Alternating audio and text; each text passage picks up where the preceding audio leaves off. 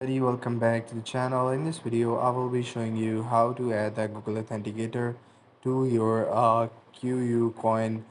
So for that, the process is very simple. All you have to do is to follow the video till the end to get to know about it. So first thing is, there are different sort of security and security levels in the Kucoin application.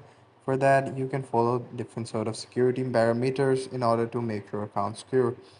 For example, you can enable Touch ID, pattern unlock, and go with the anti-phishing code, which is over here. So, and the Google verification code. So once you're in the Google verification code, all you have to do is to press on send button.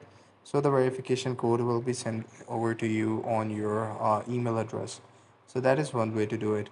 So there is no direct way to connect your application with the Google Authenticator because the application doesn't allow you to directly attach your account with the Google Authenticator.